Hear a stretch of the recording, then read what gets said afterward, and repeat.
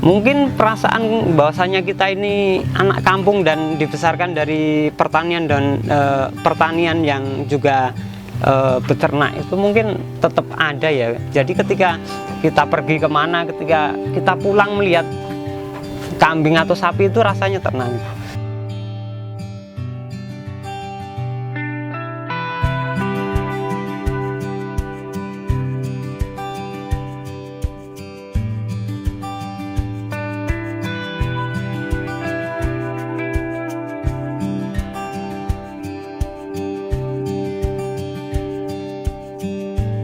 Saya Larno, saat ini kita berada di kandang Galih Mandiri Farm di Ngemplak, Desa Ngemplak, Kecamatan Karangnongko, Kabupaten Klaten.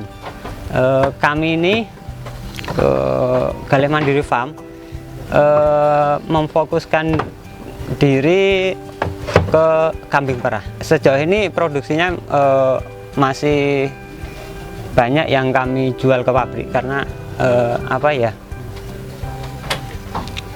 masyarakat yang membeli secara langsung memang sudah ada 1-2, cuman kan produksi kami masih berlebih, jadi sebagian besar masih kami lempar ke pabrik. Saya kan dulu pernah belajar pengemukan, itu saya hitung-hitung sama kos pakannya itu nggak nutut gitu loh. Terus saya berubah ke breeding, saya kayak PE yang breeding kontes itu ternyata di situ nggak pakannya juga banyak sekali gitu. Jadi susunya itu hasil dari susu itu bisa untuk ngasih makan kambing, karena kan untuk kalau breeding atau penggemukan gitu kan kos yang harus dikeluarkan, artinya kan kita menjualnya itu kan berjangka, harus sekian bulan dijual. Atau kalau breeding, kalau mau ikut kontes kan artinya pakannya harus bagus, selain modal kambingnya bagus kan artinya kosnya juga tinggi. Ketika susu kan ya kita cari yang kambing, sejauh ini masih semua jenis kambing, cuman yang susunya besar gitu. Ketika susunya besar, produksinya besar, kita bisa jual. Kalau yang konsumsi masyarakat, konsumsi biasanya untuk ada yang bilang buat obat, buat terapi kayak gitu, atau mungkin kita lempar ke pabrik kan paling lama itu seminggu. Setelah itu kan kita dapat uang untuk ngasih makan kambing-kambing ini. Jadi kan uangnya itu lebih, modal kami lebih sedikit, jadi uangnya bisa mengalirnya lebih cepat gitu loh. Jadi nggak terlalu banyak kos yang harus kita keluarkan. Jadi setelah beberapa tahun yang lalu kita mulai dari penggemukan, dari breeding, akhirnya sejak 2019 kami sudah mulai beralih ke perah. Gitu. Sampai sekarang tetap perah gitu, karena hitung-hitungan kami kosnya bisa tertutupi dari susu yang dihasilkan. Bahkan untuk satu yang produktif itu bisa untuk memelihara, untuk ngasih makan 3 ekor kambing gitu loh, termasuk yang produktif. Jadi 3 termasuk yang produktif, artinya kambing lain bisa kami tidak harus mengeluarkan kos tambahan untuk ngasih makan. Jadi dari hasil itu bisa untuk ngasih makan kambing lainnya kayak gitu. Kalau yang paling bagus sebenarnya ya Sapera. Sapera harusnya. Kalau di sini Sapera, kalau Sanen karena mahal kan gitu harus. Cuman sejauh ini kenapa kita belum banyak Saperanya? Karena cari bibit Sapera susah, bibit betina itu susah. Mereka-mereka yang merah itu nggak mungkin menjual yang betina. Ketika dia bisa menghasilkan Sapera yang betina, pasti dipelihara sendiri sampai produksi kayak gitu kan. Akhirnya sementara ya apa adanya, namun kami udah punya pejantan Sapera, ini masuk F4 yang sudah hampir kayak Sanen sebenarnya, cuman tetap namanya Sapera karena kan gennya campuran. Nanti kami juga akan memproduksi ini untuk pejantan. Jadi semua nanti pejantannya ini yang betina-betina ini, harapan kami di periode mendatang itu udah yang kami perah itu jangka 2 tahun ke depan itu udah Sapera semua gitu. Jadi kan kami ingin membuat sendiri bibitnya, ingin nantinya kami panen sendiri kayak itu ya. Ya umumnya yang merah seperti itu, karena kalau beli, kalaupun ada harganya tinggi, kalau itu pun sangat terbatas gitu kalau yang dijual, yang betina gitu. Jadi mau nggak mau prosesnya harus membuat sendiri. Kalau sekarang itu rata-rata 10 liter per hari. Yang ada di kandang sini sekitar 10 liter. Jadi hitungannya ada yang 1,5, ada yang kurang dari 1, tergantung usia perahnya. Kalau usia perahnya masih di bawah 6 bulan gitu, sekitar 3 bulan, 2 bulan, 4 bulan, itu biasanya masih produksinya masih bisa tinggi, masih di atas 1 liter. Sementara kalau udah mendekati 6 bulan atau 6 bulan lebih, itu cenderungnya udah di bawah 1 liter. Jadi kan di rata-rata ya 8 itu sekitar 10, di antara 10 sampai 11 kayak gitu per harinya. Itu 2 kali perah, pagi sama sore kayak gitu. Yang masih bagus 2 kali perah. Kalau yang produksinya di bawah 1 liter biasanya cuma sekali kalau pagi diperah gitu. Kalau kami jual kan 15.000 ya, yang umumnya yang kami lempar ke pabrik gitu. Jadi 15 kali 10 kan 150.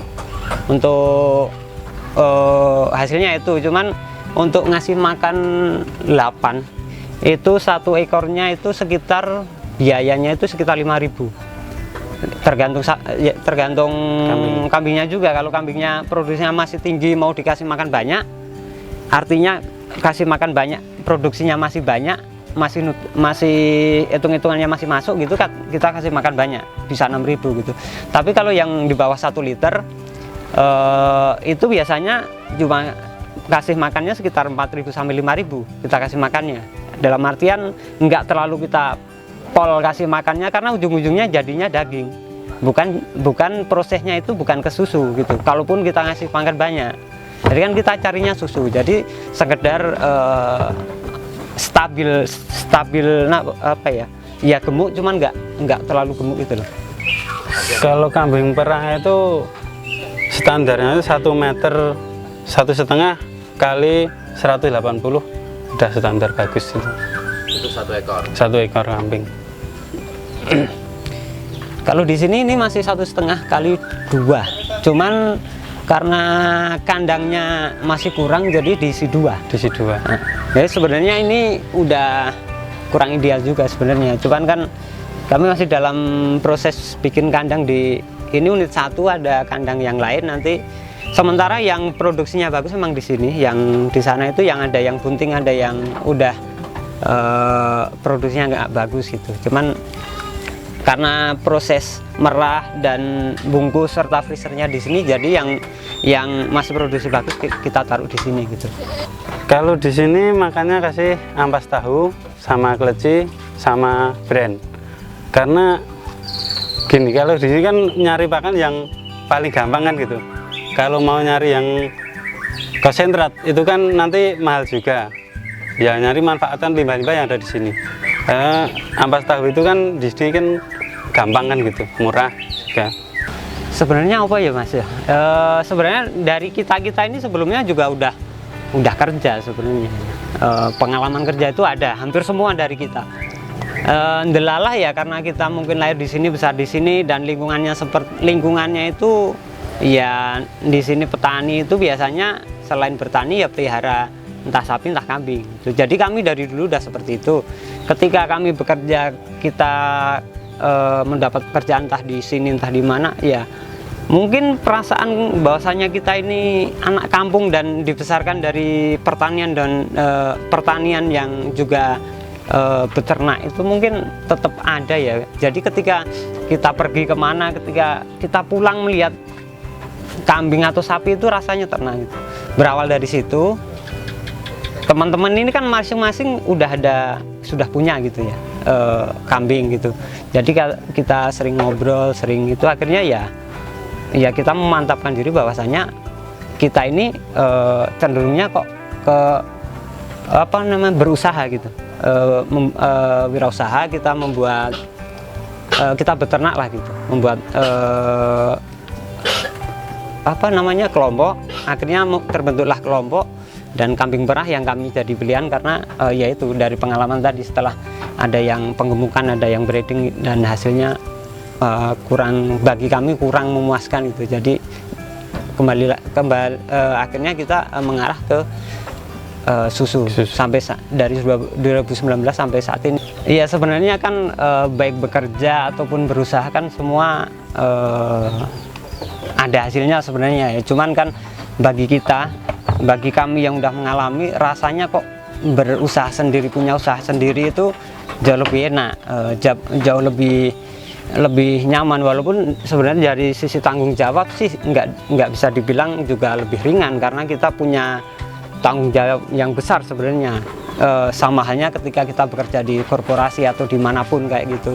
Cuman kan ketika kita berusaha, kita ini punya lebih banyak bisa berinteraksi dengan orang, lebih banyak bisa menggali pengalaman gitu. Jadi kan intinya berusaha sendiri itu lebih menyenangkan gitu daripada kita harus bekerja atau di sebuah korporasi yang sehari-harinya seperti itu terus kan. Rasanya itu bagi kami kok nggak nyaman gitu. Jadi kami mengajak bahwasanya kaum milenial, anak-anak muda sekarang jangan takut mencoba lah.